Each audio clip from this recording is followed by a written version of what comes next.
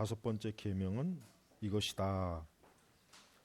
295페이지예요. 내 부모를 공경하라. 그리하면 너의 하나님 나 여호와가 내게 준 땅에서 내 생명이 길리라. 이제 우리가 십계명에 이제 다섯 번째 계명을 이렇게 이제 보면은 다섯 번째 계명이 무엇을 요구하는가? 뭐그 64문에 보면은 그러니까 명예를 보존하고 의무를 이행하며 윗사람, 아랫사람, 동년배 등 어떤 지위나 관계에 있어서든지 모든 사람을 섬길 것을 요구한다. 또 다섯 번째 계명이 금하는 것은 무엇입니까? 우리가 이제 계명을 볼 때 두 가지를 항상 봐야죠. 하나는 적극적으로 계명이 권하는 게 뭐고 또 금하는 게 뭔가. 항상 계명을 이렇게 두 양면을 잘 보면은 계명을 잘 이해할 수가 있어요. 그 다음에 66문 다섯 번째 계명을 지키라 하시는 이유는 무엇인가? 그것은 이 계명을 지킴으로써 하나님의 영광과 그분의 선하심을 섬김으로써 장수와 모든 일의 번영을 약속하기 때문이다. 예. 자, 내 부모를 공경하라. 그러면 너의 하나님 나 여호와가 내게 준 땅에서 내 생명이 길리라.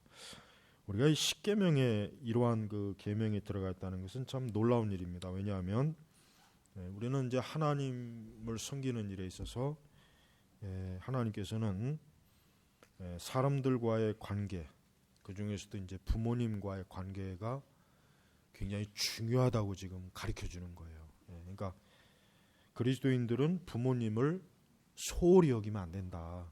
그걸 알려주는 거죠. 1차적인 의미는. 1차적인.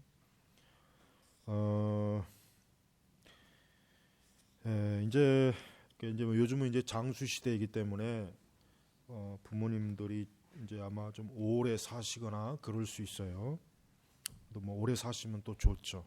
근데 이제 또 오래 살기는 살지만 그만큼 또 질병으로 많이 또 힘든 시기를 또 그만큼 많이 보내요.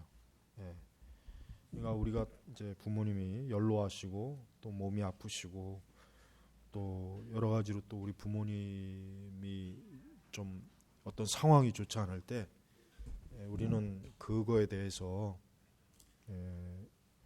이렇게 부모님을 최대한 도와주고 또 공경하고 또 부모님의 뜻을 잘 좀 헤아리고 이게 사실은 참 필요합니다. 그러니까 여러분들 특별히 이제 청년들은 앞으로 더욱 이제 이런 면에서 잘 이렇게 할 수 있도록 하나님 앞에 기도도 많이 하시고 무엇보다도 부모님을 위해서 신앙이 제일 중요하죠. 부모님도 구원을 받아야 되죠. 우리 아버지 어머니도 예수님 믿고 구원받고 하나님의 자녀가 되고 또 천국을 유업으로 얻는 이러한 그 복을 얻는 게 최고잖아요. 만약에 이것이 없는데 다른 걸 다 있다 그러면은 그건 잠깐 일시적인 것 뿐이지 진정한 축복이 아니란 말이에요. 그러니까 우리 기독교는 절대로 이렇게 부모를 모른 척하거나 부모님을 이렇게 뭐 외면하거나 그런 종교가 아니라 이 십계명에서 이 다섯 번째, 이 가장 후반부 계명의 첫 번째가 이 십계명의 이 내 부모를 공경하라거든요. 첫 번째가. 그러니까 그만큼 하나님께서는 부모님에 대한 그 공경, 사랑, 또 부모님을 잘 돌보는 것 이런 게 하나님을 믿는 신앙으로서 중요하다 이렇게 여기 이렇게 이제 우리에게 가르쳐 주는 거예요. 또 부모님과 뜻이 맞지 않을 때는 좀 더 지혜롭게 부모님을 위해서 기도하고 또 부모님이 하고 이제 의견이 충돌할 때도 좀 더 지혜롭게 그 부분을 기도하면서 좀 더 잘 하나님의 인도하심을 받도록 하면 참 좋고 그러나 또 한편으로는 부모님의 아무 뜻이지만 하나님의 진리와는 맞지 않는다 싶을 때는 그는 어떤 이유였든지 그는 또 우리가 하나님을 먼저 기쁘시게 해야지 부모님을 기쁘시게 하기 위해서 하나님의 뜻을 어기는 건 역시 안 돼요. 그러니까 우리가 최우선순위는 항상 하나님이에요. 항상 하나님이 기뻐하시는 거고 하나님의 뜻이에요. 그 다음 이제 부모님 우리가 이제 그렇게 순서를 잘 정하면 돼요. 그래서 항상 어떠한 사안이 본질적인 것인가 아닌가 이걸 잘 지혜롭게 판단해서 이게 참으로 이건 진리의 중요한 문제다 싶으면은 그것은 아무리 부모님이 그렇다 해도 이것은 내가 하나님을 기쁘시게 해야지, 부모님을 기쁘게 하기 위해서 하나님의 뜻을 저버리거나 불순종하거나 어기는 것은 그건 하나님이 전혀 기뻐하는 게 아닙니다. 그래서 항상 우리가 그럴 때는 이제 지혜롭게 여러분들이 잘 분별하시면 될 것 같습니다. 무엇보다도 이제 우리가 이제 책 내용을 전체적으로 본다면은 하나님께서는 이 세상의 모든 인간의 삶의 관계에 있어서 권위를 하나님이 중요하게 여기는 거예요. 그러니까 우리는 이 권위를 무시하면 안 돼요. 그래서 여러분들이 교회 생활할 때도 나이 드신 이 장년 성도들에게 항상 늘 예의 바르고 또 항상 이렇게 겸손하게 그렇게 해야 돼요.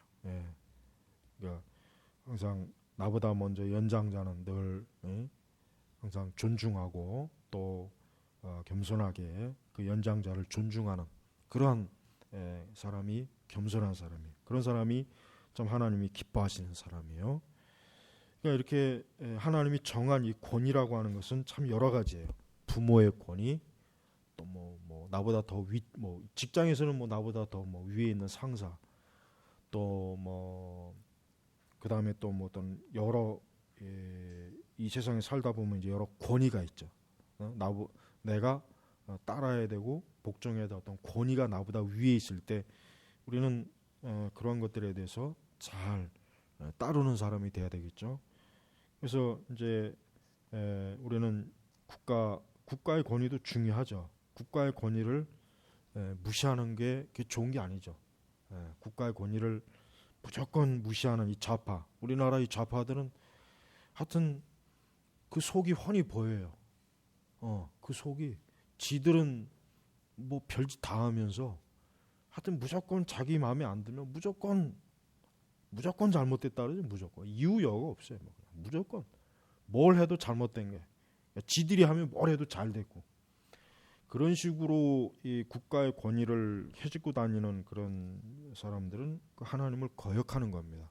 그러니까 우리 기독교인들은 정당한 통치자에 대한 그 복종이 중요해요.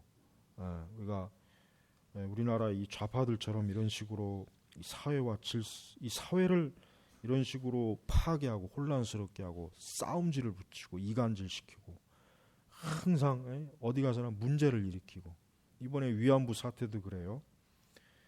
내가 이거 기독교 세계관에서 좀 다루고 싶은 문제이지만은 여러분 위안부라고 하는 게 솔직한 얘기로 우리가 힘이 약하고 우리가 못나서 그렇게 된 거예요. 우리 조상들이 우리 손조들이 못나고 어리석고 미련해서 그렇게 된 거예요. 우리 자신을 탓해야지. 맨날 일본이 어쩌고 그런 놈들이 일본째는 제일 좋아할까? 일본에 여행 가고 하여튼. 그러니까 그런 이 반일 선동질도 좋은 게 아니에요. 무조건 반일 그 길을 실제로 그러지도 못하잖아요. 우리나라 항상 일본에 수십 년 뒤떨어져 있어요. 모든 면에서 우리는 뒤떨어져 있다고. 근데 계속 이런 식으로 하면은 더 뒤떨어지지, 안 그래? 여러분 친일파니 이따위 그 말도 안 되는 기준을 지금 지금 우리나라가 지금 일본의 그 통치에서 독립한 지가 지금 얼마나 지났는데 지금 무슨 아직도 친일파 따지고 있어요. 그 시대에 살아본 일도 없는 애들이 난 대학생들이 친일파 따지는 거 보면 참 이해가 안 가. 네가 그때 태어나긴 했냐? 너희 아버지 어머니도 그때는 그 시대 안 태어났을 텐데 무슨 친일파가 어쩌고 저쩌고 따지. 냉정하고 객관적으로 봐야 돼. 일본이 그렇게 미우면은 일본보다 더 나아야지. 모든 면에서 더 나아야 그때 가서 어쩌고 저쩌고 해야지. 아무것도 앞서는 것도 없는 주제에 어쩌고 그렇게 감정만. 그러니까 우리나라는 이 감정 앞서, 우리 민족은 이 감정을 앞세워서 그래서 뒤통수를 많이 맞는 거예요. 냉정하게 차분하고 객관적으로 전배들어야지. 무조건 그냥 뭐 머리띠 두르고 손동질만 하면 다 돼요. 그리고 그것으로 끝나잖아요. 또 시간 지나면 아무 준비도 없고. 여러분, 우리가 이 세상을 살아가는 데 있어서 그런 불필요한 낭비, 그런 그 감정만 앞세우는 그런 것은 어리석은 차분하고 냉철하고 냉정하게 모든 걸 사리 판단을 해야지. 우리가 이 권위도 그래요.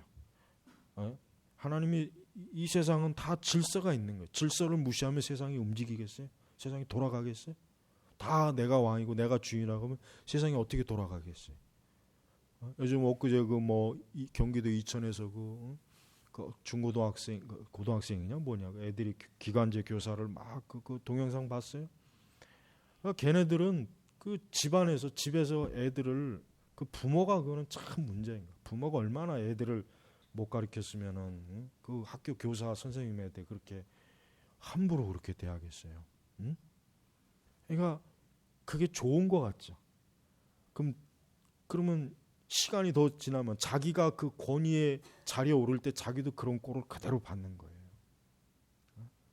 그러니까 자기도 그렇게 권위의 자리에 있는데 밑에 있는 사람들이 그렇게 권위를 무시하면 꼴 좋겠어요. 그러니까 항상 우리가 이 세상 어느 영역에서나 그래요. 올바른 권리와 권위를 잘 지켜야 돼. 가정에서나 국가에서나 사회에서나 직장에서나. 하나님이 이 세상을 이 일반 운쪽 관점으로 하나님이 질서를 세워놓으신 것이란 말이에요. 그럼 그 질서를 잘 따라야 우리가 사람이 살기가 좋지. 나는 권위가 싫어. 나는 뭐 누구에게도 지배받기 싫어. 난 다 싫어. 이런 식으로 하면은 세상을 어떻게 살겠어요? 그냥 혼자 좀 무인도 가서 물고기하고 같이 살든지 호랑이하고 같이 살든지 그렇게 살 수는 없는 거예요. 그러니까 하나님께서 일반 은총 관점에서 이 세상에 세우신 질서를 잘 따르면은 우리 인간이 살기가 편해요. 살기가 좋다고. 근데 이 권위를 막 이렇게 무시하고 권위를 파괴하고 권위를 다 뒤집어 놓고 또 인권이라고 하는 이름으로 그냥 막 권위를 무시하고 이렇게 되면은 이 세상은 뒤죽박죽이 돼가지고 누구도 편안하게 살 수가 없어요. 우리나라처럼. 하여튼 우리나라는 내가 볼 때는 이렇게 하면 나라가 망한다. 이 표본 국가가 지금 우리나라예요. 지금 우리 대한민국이 지금.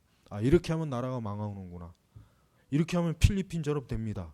누구 책 하나 썼으면 좋겠어요. 대한민국처럼 하면 필리핀처럼 됩니다. 듣는 필리핀이 좀 기분 나쁘겠지만은 어쩔 수 없어 그거는. 그러니까 여러분, 우리 기독교인들만 해도 정신을 똑바로 차리고 기도하고 우리도 우리만이라도 제정신 가지고 있어야죠.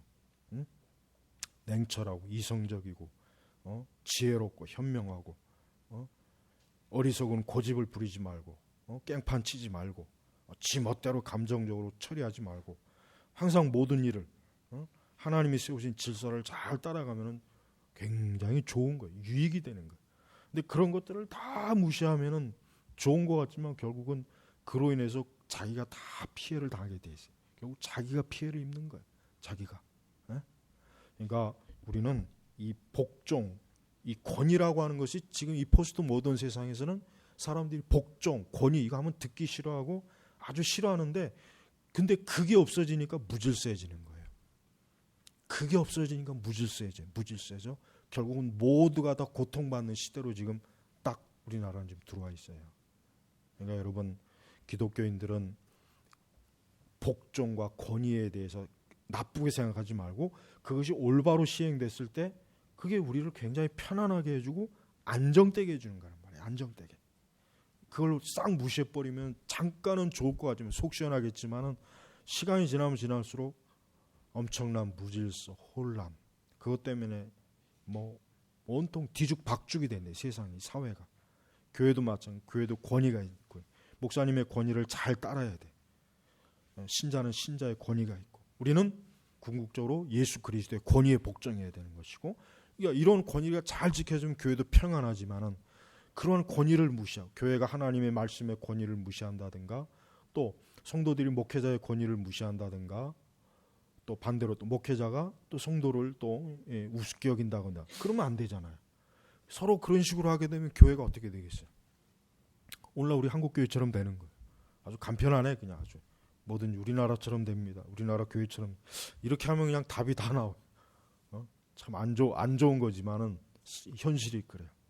그러니까 우리가 이 교회도 그렇고 세상도 그렇고 하나님이 세우신 권위만을 잘 지키고 그걸 잘 따르면은 아무 문제가 없어요. 세상은 잘 돌아가는데 이런 것들이 이제 자꾸 안 되면 이제 문제가 생기는 문제. 잘못된 권위. 그러니까 껍데기 권위가 이제 문제죠, 사실은. 그래서 권위가 사실 문제가 아니라 그 잘못된 권위를 일으키는 그게 문제인데 그냥 몽땅 다 싸잡아서 이제 권위도 필요 없어. 학교에서 뭐 우리 아이들 인권을 지켜줘야 된다 해가지고 선생님들 무시하고 그럼 학교가 어떻게 되겠어요? 엉망이 되겠죠. 엉망이 되겠죠. 만약에 군대에서 그 상급자들이 지휘관들의 명령을 병사들이 안 들으면 어떻게 되죠? 군대는 무너지는 거예요. 똑같아요. 세상 어디나 다 마찬가지, 다 마찬가지.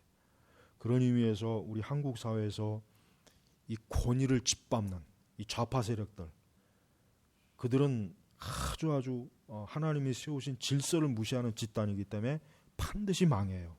그딴 식으로 하나님이 세운 일반 은총의 영역의 질서를 무시하고 그딴 식으로 이렇게 난동질을 하고 선동질을 하고 그런 식으로 이 사회를 막 엉망진창 깽판 뭐든지 다 그냥 태클 걸고 그런 식으로 하는 세력들은 하나님 반드시 아주 하나님께서 아주 꼭 하나님께서 무너뜨립니다. 여러분 똑똑이 눈으로 꼭 봐요. 앞으로 절대로 그런 식으로 따라가면 안 돼요. 근데 문제는 보니까 이 교회 안에 있는 이 청년들이 참 문제예요. 이 잘못된 교육자들 때문에 그런 식으로 이 선동하는 데 많이 넘어가 있어요. 생각이 없는 거지. 생각이 없는 거지. 그러니까 그런 식으로 세상을 살아갈 수는 없어요. 그러니까 우리가 지혜롭게 하나님이 세우신 이런 권위, 모든 권위를 잘 받아들이고 그 권위를 잘 사용하면 그는 이 세상을 굉장히 안전하고 평화롭게 만들지만 권위를 무시하고 이런 것들을 질서를 파괴시키면은 이 세상은 그냥 이렇게 지금 온 세상이 혼란한 이렇게 되는 거예요. 그러니까 항상 우리가 사는 영역, 내가 있는 그 영역에서 항상 질서와 권위를 잘 지키면 돼요. 그럼 좋아요. 좋은 것이 돼요. 근데 이걸 무시하면은 그거는 자기에게 나중에 결국 고스란히 되돌아오게 돼 있어요. 자기가 뼈아프게 돼 있단 말이에요. 그러니까 우리가 이 오늘 이 5계명, 5번째 계명은 좀 더 광범위하게 제가 오늘 더 적용을 해보았지만은 우린 가정에서 부모님 또 우리 교회에서의 역시 마땅히 우리의 권위자 또 내가 속한 직장에서도 역시 마찬가지고 내가 속한 어느 영역이시든지 내가 있어야 할 자리를 잘 보고 권위에 복종해야 될 때면 복종하고 하는 그런 것들을 잘 할 때 그 사람은 화평의 사람이 되는 것이에요. 그렇지 않고 맨날 노란 리본 단 사람은 난 인간으로 안 보여요. 하여튼 난 노란색이 제일 싫어졌어. 어느 때부터. 가장 싫은 색이 노란색이야. 하여튼 노란색만 노란색이 좀 없어지면 안 될까? 헌법소원에 한번 하여튼 노란색만 보면 아주 그냥 질려버려 아주 그냥. 그 좋은 색을 왜 그렇게 악한 애들이 차지해갖고 그렇게. 하여튼 이 노란 물결에 휩쓸리면 안 돼요. 우리는 항상 하나님의 질서를 잘 따를 때 세상이 좋아지는 것처럼 하나님이 정하신 이 일반 은총의 질서를 잘 따르면 역시 좋아지는 거예요. 그러니까 그런 균형을 잘 여러분들이 하여튼 우리 교회 청년들은 정말 바른 생각을 가져야 돼요. 삐뚤고 왜곡된 그 세계관, 왜곡된 역사관, 아주 말도 안 되는 떼거지 그런 생각이 절대 사로잡히면 큰일 납니다. 인생을 그렇게 살아가면은 자기만 결국 패망하는 거예요. 인생을 어떻게 그딴 식으로 살아봐요. 그래가지고 이 세상을 어떻게 제대로 살 수가 있는가. 그러니까 그런 망상에 빠지지 말고 하나님이 세우신 모든 질서를 잘 따라가는 그런 사람이 결국 자기 인생을 복되게 사는 것이란 말이에요. 자, 기도하겠습니다. 하나님 아버지 감사합니다. 하나님께서 세우신 이 세상의 일반 영역의 그 은총의 영역을 잘 저희가 지혜롭게 분별하고 따라서 어리석게 살지 말고 어리석게 행동하지 않도록 어리석게 처신하지 않도록 도우소서. 무엇보다도 우리 부모님에 대해서 순종하고 또 부모님 위해서 기도하고 또 부모의 권위에 항상 잘 따르는 사람이로서 하나님이 기뻐하시는 하나님의 사람으로서 부족함이 없도록 저희들을 항상 바르게 일깨워 주시옵소서. 감사하며 우리 주 예수님의 이름으로 기도 올렸습니다. 아멘.